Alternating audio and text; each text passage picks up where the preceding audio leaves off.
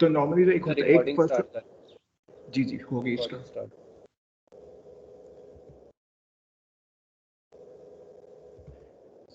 Common तरीका होता है कि जो फर्स्ट इन फर्स्ट आउट वाला मेथड होता है कि जो पहला पैकेट जो आएगा पहले प्रोसेस होगा पहले बाहर जाएगा, लेकिन ज़रूरी नहीं कि हर दफ़ा ये चीज़ आपके पास इम्प्लीमेंट हो रही हो। जैसे फॉर एग्जांपल यहाँ पे कुछ आईपी एड्रेस होते हैं जिनको आप हाई प्रायोरिटी दे रहे होते हैं। जैसे फॉर एग्जांपल अगर हम यहाँ पे देखें तो अक्सर जो आईपी एड्रेस 192 से स्टार्ट होते हैं, अगर मैं कहता हूँ मेरा आईपी एड्रेस 192 से स्टार्ट हो रहा है .x.y.z है, तो अक्सर इसकी लो प्रायोरिटी होती है। लेकिन अगर आपका आईपी एड्रेस 2 से स्टार्ट हो रहा हो, 2.x.y.z हो कुछ, तो अक्सर इसको कहते हैं ये हाई प्रायोरिटी आईपी एड्रेस है आपका। तो क्या करते हैं फिर हाई प्रायोरिटी एड्रेस को नॉर्मली जल्दी प्रोसेस कर लेते हैं कुछ एल्गोरिथम्स, और लो प्रायोरिटी को देर से प्रोसेस करते हैं। तो इसमें क्या हो रहा होगा, इसमें दो तरह की क्यूज बन रही होंगी यहाँ पे, एक हाई प्रायोरिटी की होगी और एक लो प्रायोरिटी की होगी। तो देखते हैं कि जो हाई प्रायोरिटी की होगी उसको ज़्यादा टाइम मिलेगा प्रोसेस करने के लिए, जल्दी क्विकली इसको हैंडल करेंगे, और जो लो प्रायोरिटी की होते हैं उनको अक्सर कम टाइम मिलता है प्रोसेस करने के लिए।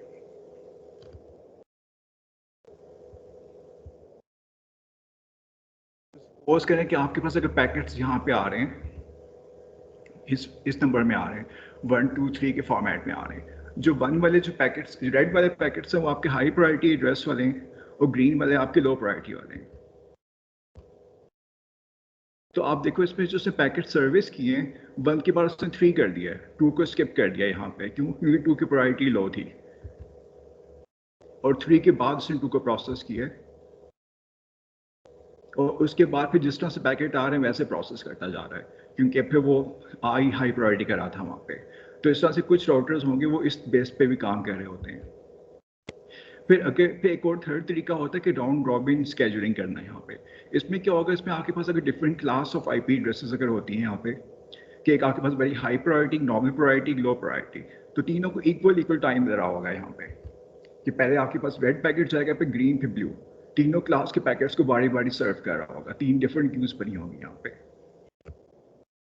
फिर क्या करते हैं, कहते हैं नहीं इसको डिफरेंट वेट्स देने चाहिए, तो कहते हैं कि ना हम हाई प्रायोरिटी वाले को ज़्यादा वेट्स असाइन कर दें, यानी कि अब इक्वल नहीं रहेगा, इसको कुछ ज़्यादा टाइम मिल रहा होगा, ग्रीन वाले को कम टाइम मिलेगा और ब्लू वाले को इससे भी कम टाइम मिलेगा।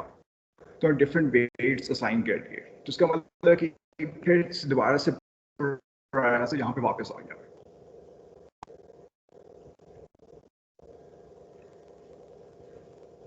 अच्छा, ये हमारे पास एक आईपी के जो होता है पैकेट, उसके हेडर का यहाँ पे स्नैपशॉट यहाँ पे। फर्स्ट जो चीज़ है यहाँ पे वर्जन, ये वर्जन बताता है कि IP4 की बात कर रहे हो या 6 की बात कर रहे हो। अगर IP4 होगा तो आपके पास 4 ऑक्टेट्स होंगे जो कि 255 तक जा सकते हैं। अगर 6 होगा तो आपके पास हेक्स में कोडेड एक आईपी एड्रेस होगा जो कि बहुत लंबा हो सकता है। उसके बाद पे हेडर की लेंथ का यहाँ पे आता है। फिर यहाँ पे इस राइट साइड पे जो लेंथ है वो टोटल आपके पास डेटाग्राम की लेंथ बता रहा है यहाँ पे, जिसके अंदर पेलोड भी इंक्लूड होगा आपका। फिर टाइप ऑफ सर्विस में आप बता रहे हो कि आपने किस तरह की सर्विस यूज़ करनी है। तो अगर आपके पास कंजेशन अगर आपने इंडिकेट करनी है तो इसके अंदर ECN के बिट्स होते हैं यहाँ पे। और अगर आपने कुछ डिफरेंट, अगर आपने फेयर वाला अगर आपने सर्विस मॉडल नहीं यूज़ करना, डिफ सर्व का करना, इसमें कुछ गारंटीज़ होती हैं जो कि नॉर्मली यूज़ कोई नहीं करता, तो वो भी यहाँ पे बिट्स से आप इंडिकेट कर सकते हो। अच्छा, फिर यहाँ पे TTL आता है। अच्छा, इधर TTL का मतलब थोड़ा डिफरेंट होता है यहाँ पे। जहाँ टाइम टू लिव सेकंड्स पे नहीं हम लिखते, यहाँ पे हम लिखते हैं हॉप्स में। तो इसका मतलब कि अगर मैं TTL में यहाँ पे लिखता हूँ 50 लिखता हूँ, तो 50 हॉप्स मुझे अलाउड हैं। अगर 50 से ज़्यादा हॉप्स होंगी तो पैकेट वो एक्सपायर कर जाएगा। तो इसका मतलब कि 50 राउटर्स दरमियान में आ सकते हैं मैक्सिमम। तो हर राउटर से गुजरने के बाद TTL की वैल्यू आपने माइनस करते जाना है, 1 डिक्रीज करते जाओगे आप। फिर अपर लेयर में हम बताते हैं कि DCP रन कर रहा है इसके ऊपर, कि UDP रन कर रहा है। फिर इसी तरह कुछ फ्लैग्स हैं आपके पास वो पैकेट्स को असेंबल करने के लिए। फिर यहाँ पे चेकसम की बाइट्स आ जाएंगे यहाँ पे, फिर सोर्स का IP एड्रेस आ जाएगा, डेस्टिनेशन का IP एड्रेस आ जाएगा। तो बेसिकली डेस्टिनेशन के IP एड्रेस को यूज़ करते हुए ज़्यादातर राउटर टेबल काम कर रहे होते हैं हमारे पास। फिर ऑप्शंस में टाइम वगैरह इसका रिकॉर्ड कर लेंगे, कोई एक्स्ट्रा इन्फॉर्मेशन आपने ऐड करनी है वो हो जाएगी यहाँ पे। और फिर नीचे आपके पास सारा पेलोड आ जाएगा। अच्छा, अब सबसे इंपॉर्टेंट चीज़ यहाँ पे हम एड्रेसिंग देखते हैं कि IP के एड्रेसेस कैसे काम करते हैं। तो अगर आप यहाँ पे इस नेटवर्क को देखो तो आप देख सकते हो कि यहाँ पे आपके पास डिफरेंट किस्म के आईपी एड्रेसेस की फॉर्मेट्स लिखे हुए हैं यहाँ पे। तो अगर आप ओवरऑल चेक करो तो हर आईपी एड्रेस के अंदर पहले 2 बाइट्स कॉमन है। तो हाँ, अगर ऑब्जर्व करें यहाँ पे 223.1 हर एक के अंदर आ रहा होगा और x.y जो है वो चेंज हो रहे हैं। फिर आप चेक करो इसमें कुछ सीरीज ऑफ आईपीज हैं जिनके अंदर x भी कांस्टेंट है। जैसे अगर आप यहाँ पे ऑब्जर्व करो कि ये जो पोर्शन है यहाँ पे, इसके अंदर क्या है, यहाँ पर आपके पास x भी कांस्टेंट है, यानी कि x की वैल्यू यहाँ पे 1 है, तो 223.1.1 है। सिर्फ आखिरी वाला यहाँ पे बाइट चेंज हो रहा है। इसी तरह यहाँ पर भी अगर आप देखो तो यहाँ पर क्या आपके पास आखिरी वाला चेंज हो रहा है, बाकी 3 सेम है, यानी 223.1.2 x की वैल्यू यहाँ पे 2 है। अगर यहाँ पे चेक करो तो यहाँ पे x की वैल्यू 3 है।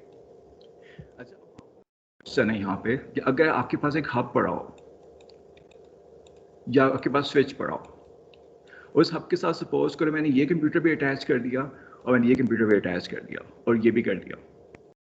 अब ये तीनों कंप्यूटर आपस में बात कर सकते हैं कि आपने यहाँ पे हब के साथ कनेक्ट किया हुआ है इनको, क्योंकि तीनों के आईपी एड्रेस भी एक जैसी सीरीज के। लेकिन अगर मैं ये कंप्यूटर भी अटैच कर दूं यहाँ पे, तो क्या इस कंप्यूटर के साथ बात कर सकते हैं ये तीनों या नहीं कर सकते?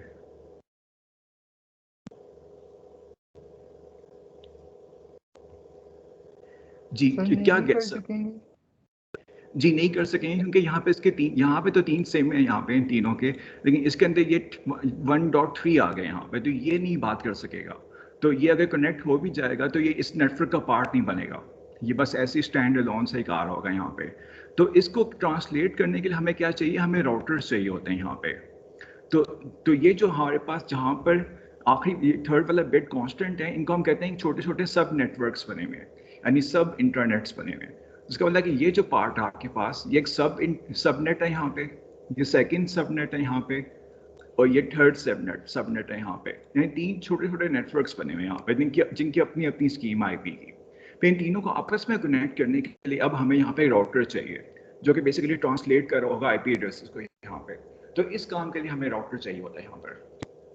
अच्छा, अब हर सबनेट के अंदर देखो आपके पास सिर्फ आखिरी बाइट यहाँ पे अवेलेबल है, जो कि आप कंप्यूटर्स को असाइन कर सकते हो। तो आप लोग बता सकते हो कि हर सबनेट के अंदर कितने मैक्सिमम कंप्यूटर आ सकते हैं, इस सिनेरियो के अंदर कितने मैक्सिमम अटैच कर सकते हैं हम? ये सबनेट सर 1 नहीं। 255। जी, 255 की लिमिट यहाँ पे आ गई है। तो अगर हमें 255 से ज़्यादा करने हो फिर हमें क्या करना पड़ेगा? एक प्रॉब्लम आ जाएगी यहाँ पे। फिर तो हम ये 3 बाइट्स में से हमें बारो करना पड़ेगा मजीद बिट्स भी, क्योंकि आपके पास 8 बिट्स के अंदर तो खाली 255 आ सकते हैं। तब हम क्या करेंगे यहाँ पे, फिर हम इस सारी स्कीम को यहाँ पे चेंज करेंगे। वो सिनेरियो देखते हैं कि अगर आपके पास थोड़ा बड़ा आ जाए तो फिर क्या होता है। पहली चीज़ तो यहाँ पे कि आईपी एड्रेसेस को यहाँ पर 2 पार्ट्स पे हम डिवाइड कर देते हैं। डिवाइड करने का मतलब क्या है, एक हम कहते हैं कि सबनेट का पार्ट आ जाएगा आपके पास, तो एक आपके पास होस्ट का पार्ट आ जाएगा। जैसे कि हम इस आईपी एड्रेस को अगर देखें यहाँ पर, तो यहाँ पे जो पहले 3 जो हैं आपके पास, ये आपके पास सबनेट के यहाँ पे पार्ट आ जाएगा, यहाँ पे सबनेट को इंडिकेट कर रहा है, नेटवर्क को इंडिकेट कर रहा है, और जो आखिरी बाइट है यहाँ पे ये एक्चुअली होस्ट को या कंप्यूटर को इंडिकेट कर रहा है। तो अब हम देखते हैं कि क्या क्या इसको हम इंक्रीज भी कर सकते हैं इन बाइट्स को, या इतने ही रहेंगे यहाँ पे।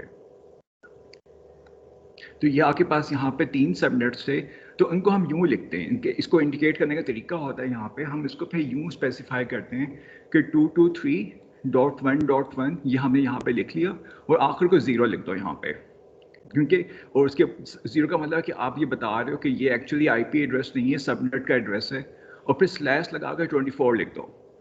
अच्छा, 24 का मतलब है कि आपके पास यहाँ पर 24 बिट्स आईपी एड्रेस के, जो कि सबनेट को इंडिकेट कर रहे होंगे। तो फर्स्ट वाले की 8 + 8 + 8 24 हो गए। तो हम कहें 24 बिट्स जो हैं जो कि सबनेट का आईडी को इंडिकेट कर रहे हैं, और जो बाकी बच गए आपके पास 32 - 24 यानी कि 8, वो 8 आपके पास होस्ट के लिए होंगे। तो हम हर सबनेट को यूँ स्पेसिफाई करते हैं। तो इसी तरह जो थर्ड सबनेट है यहाँ पे आपके पास, इसको हमने यूँ स्पेसिफाई करना है 223.1.3.0 और आगे /24 किया हुआ है यहाँ पे। तो ये हमारे पास का ये नोटेशन यूँ होती है नेटवर्क्स को स्पेसिफाई करने की, सबनेट्स को लिखने की। अच्छा, सर अब यहाँ पे देखते हैं डायग्राम के अंदर, आप जरा गौर से इसको देखो, बता सकते हो इसमें कितने सबनेट्स हैं? 1 है, 2, 3, 4, 5, 6, कितने सबनेट्स आपको नजर आ रहे हैं यहाँ पे? यानी कितनी different types of IP addresses आपको नजर आ रहे हैं यहाँ पे? बेसिकली ये क्वेश्चन है यहाँ पे।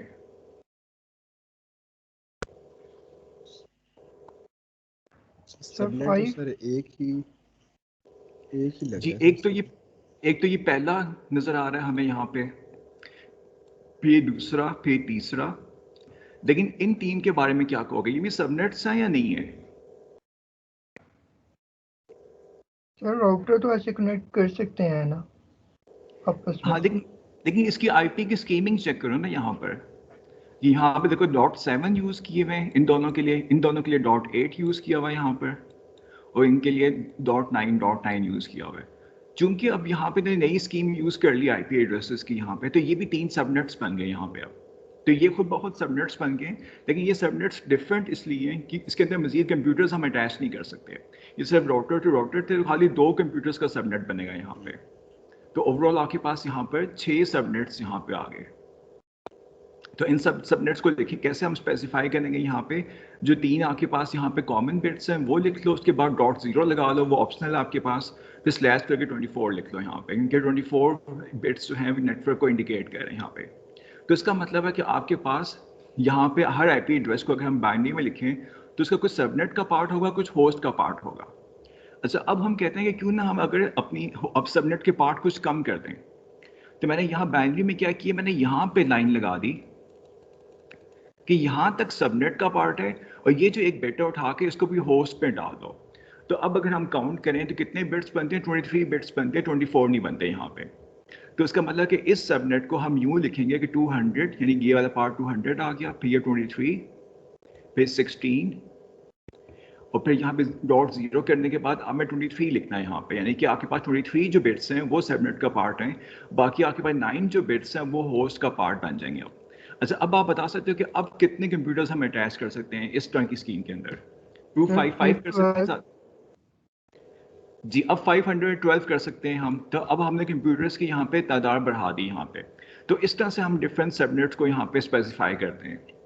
अच्छा, अब हम एक्सपेरिमेंट करते हैं। हम देखते हैं जो नेटवर्क्स के साथ हम अभी कनेक्टेड हैं इस टाइम पर, तो उसका सबनेट क्या है, यानी अभी जो हम राउटर वगैरह के साथ कनेक्टेड हैं यहाँ पे, उनके सबनेट वगैरह क्या होंगे, तो वो हम देखते हैं यहाँ पे। तो हम CMD खोलते हैं, यहाँ पे मैं लिखता हूँ IP config स्लैश करके ऑल। तो मैंने IP config ऑल लिखा है यहाँ पे। तो अब जरा देखो यहाँ पे क्या लिखा हुआ आ रहा है। अच्छा, यहाँ पे ऑब्जर्व करो, ये जो एक पार्ट होगा आखिरी वाला, सबनेट मास्क वाला। अच्छा, यहाँ पे क्या लिखा हुआ है, 255.255.254। ठीक है। अच्छा, इसका मतलब क्या है कि अगर हम इसको बाइनरी में कन्वर्ट करें तो कितने वंस बनेंगे यहाँ पे, बता सकते हैं? 255.255.254.0 को करें तो कितने वंस आएंगे अगर इस सबनेट मास्क को यहाँ पे 23। लिखें?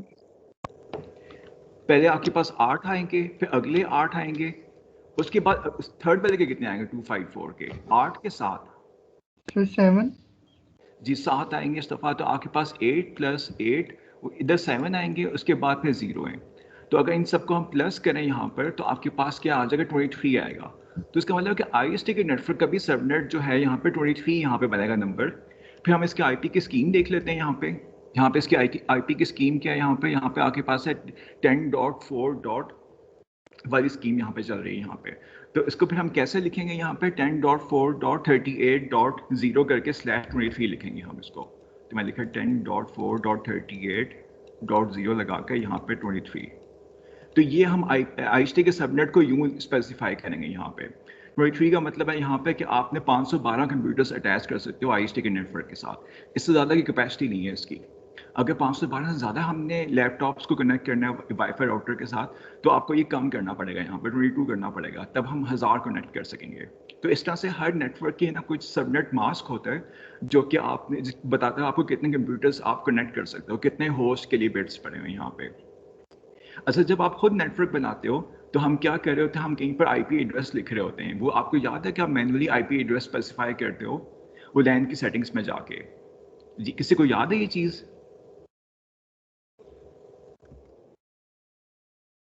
कि अगर हम खुद से कोई नेटवर्क बनाएं तो हम उसकी प्रॉपर्टीज में जाकर यहाँ पे कहीं IP एड्रेस स्पेसिफाई कर सकते हैं?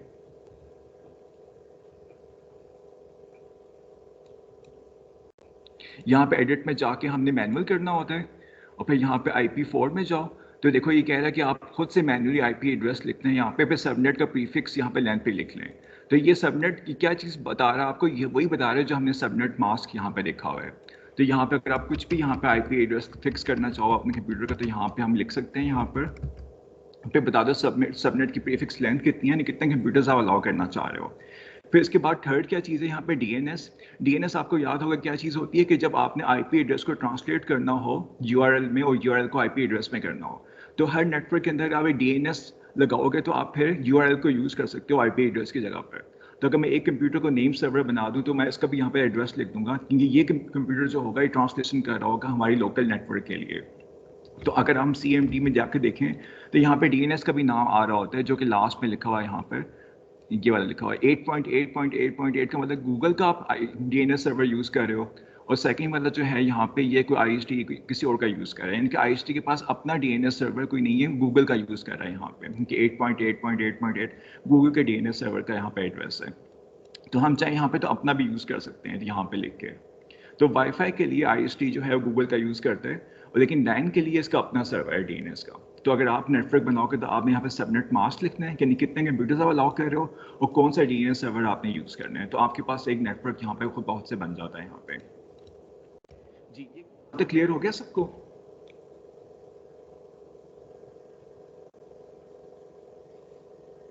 Yes sir.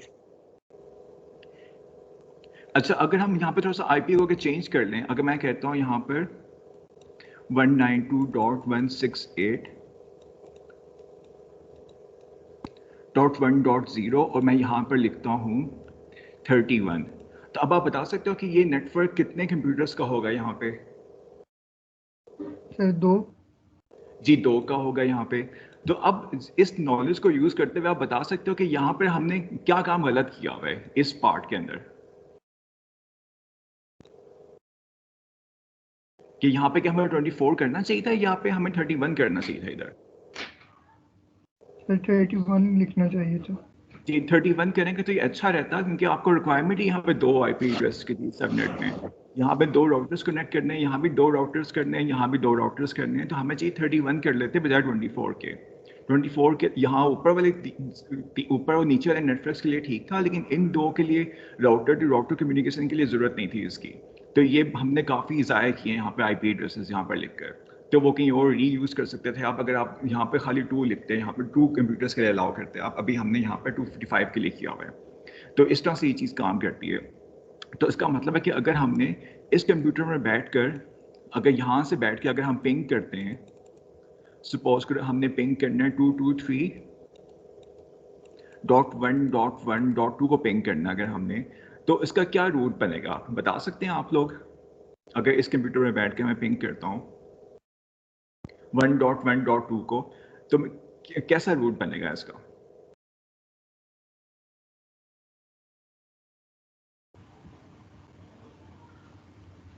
सर ये 9 वाले से होके वो 1 वाले पे चले जाएगा। जी पहले 1.21 से पहले जाएगा 1.2.6 वाली इंटरफेस के ऊपर, पहले यहाँ तक आ जाएगा आपके पास। तो ये आपके पास फर्स्ट हॉप आ गई, हमारे पास हॉप नंबर 1 यहाँ पे आ गई। ठीक है, फिर अब राउटर क्या करेगा, राउटर इसका टेबल देखकर, अपना टेबल इसके पास पड़ा होगा यहाँ पे, और टेबल को देख कर कहेगा अच्छा उसको मैंने फॉरवर्ड करना है इस वाली पोर्ट पे, तो वो इसको यहाँ पे फॉरवर्ड कर देगा .1.9.1 पे। तो अब देखो इसका IP एड्रेसिंग स्कीम चेंज हो गई यहाँ पे, तो यहाँ पे फॉरवर्ड करेगा तो फिर जाएगा यहाँ पे रिसीव होगा। तो अब आपके पास यहाँ पर सेकेंड हॉप आ गया यहाँ पे। फिर इसके बाद ये अपना राउटिंग टेबल चेक करेगा, तो वो कहेगा मेरा यहाँ पर 1.3 पे इसको मूव करना है मैंने, तो ये 1.3 पे आपके पास पिंग का पैकेट आ जाएगा, और फिर वहाँ से होता हुआ ये जाकर इस कंप्यूटर में पहुँच जाएगा यहाँ पे। तो आपके पास कितने हॉप्स यहाँ पे आ गए, फर्स्ट सेकेंड थर्ड 3 हॉप्स में आपके पास यहाँ पे ये पिंग के रिजल्ट्स आएंगे यहाँ पे। तो इसका मतलब अगर मैं ट्रेस रूट करूँ यहाँ पे पिंग की बजाय, अगर मैं ट्रेस रूट लिखता है यहाँ पे, तो मेरे पास क्या आ रहा होता है, इन तीनों IP एड्रेस की यहाँ पे लिस्ट आ रही होती है कि फर्स्ट आपके पास ये वाला IP एड्रेस यहाँ पे आ रहा होता है 223.1.2.6, फिर आपके पास अगला आ रहा होता है यहाँ पे। तो सारे IP एड्रेस की लिस्ट आ रही होती है ट्रेस रूट करते हुए हमारे पास, कि यहाँ से इनपुट हुआ है, फर्स्ट राउटर है, फिर सेकंड राउटर है, इसके बाद आप वहाँ पहुँचे हुए हो। तो ये आपके पास 3 हॉप से पहुंचेगा। पिंग करोगे तो खाली रिजल्ट्स आएंगे आपके पास, ट्रेस रूट करोगे तो आपके पास पूरा ये पाथ ट्रेस कर रहा होगा यहाँ पे। तो इस तरह से ये राउटर्स वगैरह काम करते हैं। तो राउटर की ज़रूरत कब पड़ेगी? जब आपने आईपी एड्रेसेस को ट्रांसलेट करना हो कि एक सीरीज़ के आईपी एड्रेस को किसी और सीरीज़ में आपने कनेक्ट करना हो यहाँ पे, तो ये कनेक्टिंग और स्विचिंग वाला काम राउटर ने करना है। अगर हब यूज़ करोगे, हब का मतलब है कि आपने नॉर्मल नेटवर्क बनाया हुआ है, तो अगर हमने खाली ये 3 कंप्यूटर्स अगर हमें जोड़ने होते, फिर हमें राउटर की ज़रूरत नहीं है, फिर हम खाली यहाँ पे हब लगा लो या स्विच लगा लो, फिर हमें राउटर की ज़रूरत नहीं है।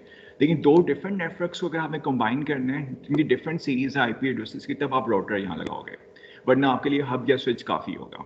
तो ट्रांसलेशन वाला काम हमें राउटर पे करना है, तो इस पर टेबल्स बनाने पड़ते हैं हमें कि ट्रांसलेशन आपने इस टेबल के मुताबिक करनी है यहाँ पे, वरना ये बाय डिफ़ॉल्ट खुद से ये फॉरवर्ड नहीं कर सकता आपके पैकेट्स यहाँ पे। तो इस तरह से ये चीज़ काम करती है। अब ये ट्रांसलेशन कैसे कर रहा होगा, ये हमें पता है कि अगर आपने यहाँ पे डेस्टिनेशन यहाँ पे ये 1.2 दी हुई है, तो इसको पता है कि यहाँ पे कि इसने डॉट वन वाले आई सबनेट पे मूव करना है यहाँ पे, तो उसे पता है 1 वाला सबनेट इस पाथ पे होगा, तो वो इस सारी सीरीज को यहाँ से उठा के यहाँ फॉरवर्ड किया करेगा कि अगर आपके पास लास्ट वाला बिट जो है अगर x dot y dot g dot a format है, तो अगर z1 होगा टेबल के अंदर, तो क्या करेगा वो इस पोर्ट पे फॉरवर्ड करेगा, पोर्ट नंबर मैं कहता हूँ कि सी पे फॉरवर्ड कर देगा। और अगर आपके पास सीरीज अगर आती है, अगर z की वैल्यू यहाँ पे 3 है, तो फिर कौन से पोर्ट पे फॉरवर्ड करेगा, फिर आपका ये इस वाले पोर्ट पे फॉरवर्ड कर देगा, डी पे कर देगा फॉरवर्ड। तो ये आपके डेस्टिनेशन के आईपी को देख कर स्विचिंग कर रहा होगा यहाँ पे। तो ये फॉरवर्डिंग टेबल हमने ये चीज़ पढ़ी थी यहाँ पे कि आपके वो इन बाइट्स को देखते हैं, फिर देखते हैं कि इस रेंज में लाई करते हैं, उसके मुताबिक वो आपका फॉरवर्ड कर दिया करेगा। जी क्लियर हो गया सबको ये सब आज का कॉन्सेप्ट ये वाला? यस। चले किसी के क्वेश्चंस हैं तो पूछ लो। तो ये मेन क्रक्स इसका यही डायग्राम है यहाँ पे आपके पास, ये जो हमने डायग्राम यहाँ पे देखी ना, ये मेन क्रक्स है इस चैप्टर का। तो अगर ये क्लियर है आपको, तो फिर आपको ऑलमोस्ट हर चीज क्लियर है इस चैप्टर की।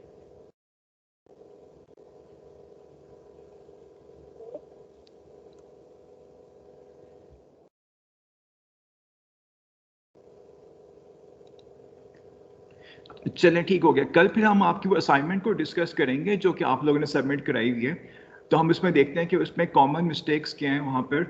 तो आप लोगों ने अक्सर लोगों ने ऑब्जर्व किया होगा कि आप जब मैसेज भेजते हो तो जो उसमें स्पेस वगैरह कोई आती होगी तो उसको डिफरेंटली स्टोर करता होगा। ये प्रॉब्लम आ रही थी सबके पास?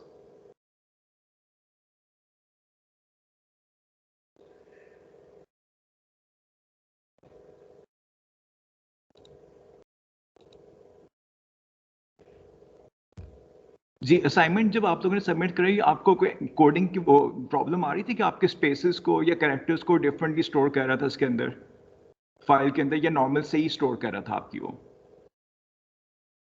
सर वो स्पेसेस का इशू आ रहा। जी हाँ, हम इस चीज़ को देखेंगे कि प्रॉब्लम क्यों आई है, तो इसको हम देखेंगे कल।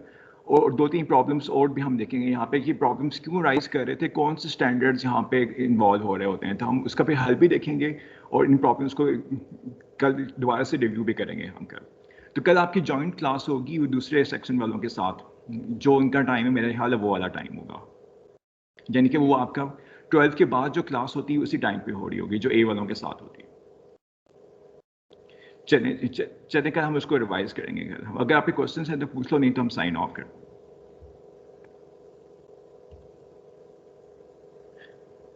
चलें जी ठीक है, सही है, thank you so much, okay जी, अल्लाह हाफ़िज़।